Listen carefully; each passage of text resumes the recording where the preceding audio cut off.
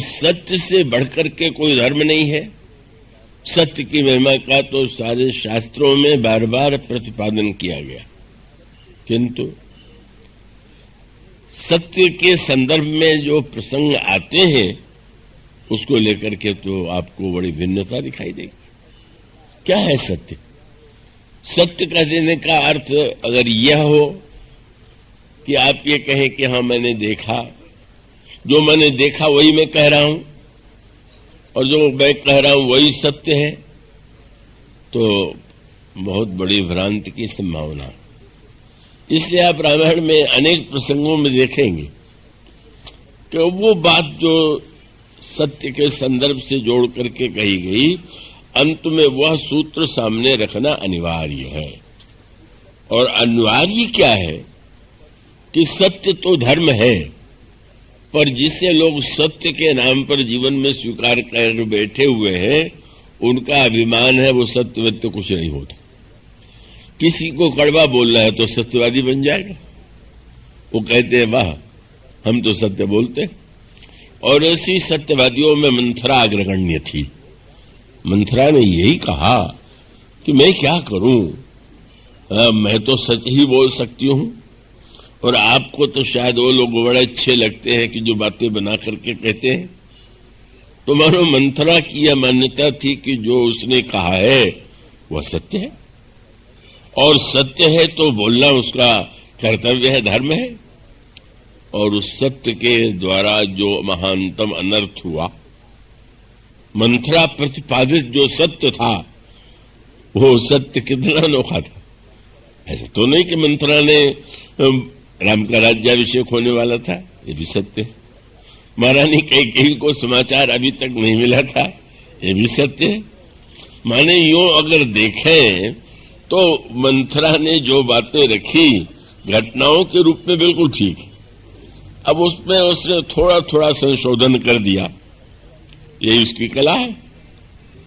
का कला ये है कि उसने जैसे ये तो कहा कि तुम्हें समाचार नहीं दिया गया, तो संदेह उत्पन्न कर दिया कि अगर कोई षड्यंत्र नहीं है तो तुमसे छिपाया क्यों गया।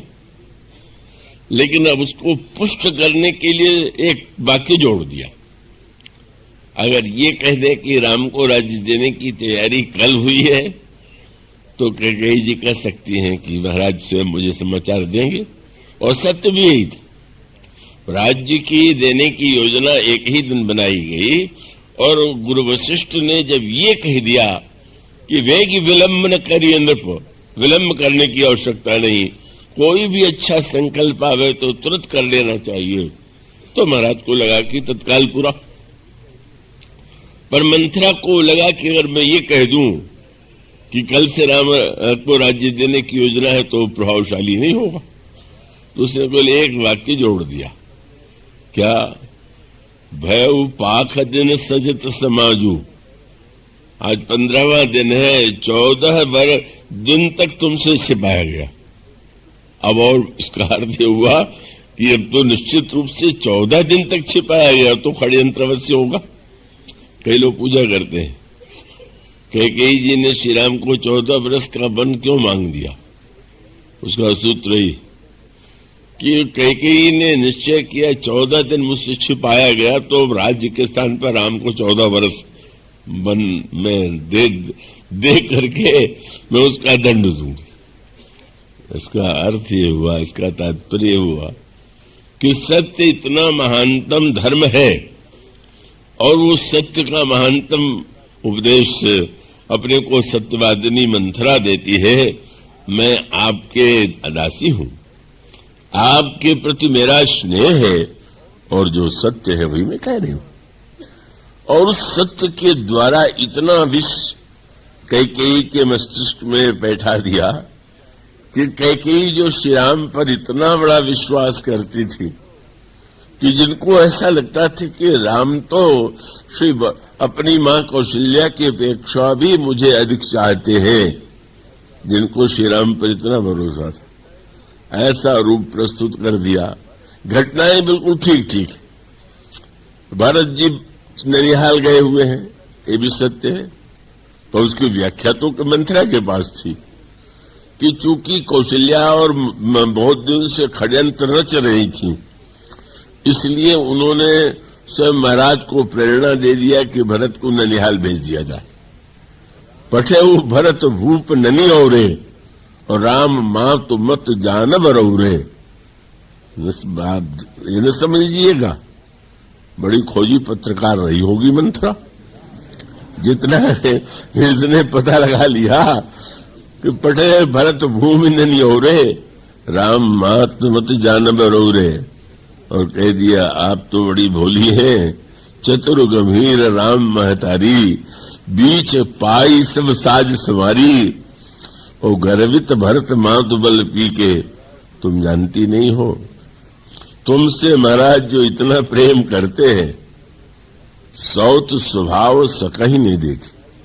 तुम तो जानती हो एक सौत क्या ये सह सकती है कि उसकी जो दूसरी सौत के रूप में सपत्नी है, का उसको कोई पति उससे अधिक प्यार करे?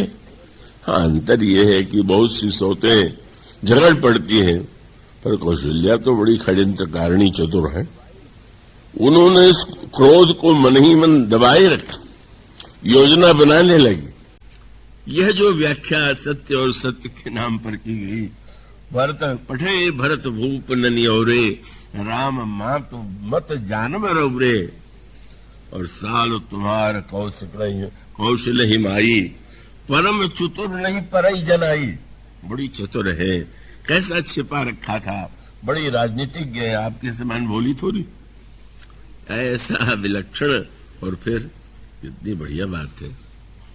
मानो ये रामायण में बहुत बड़ी बात कही गई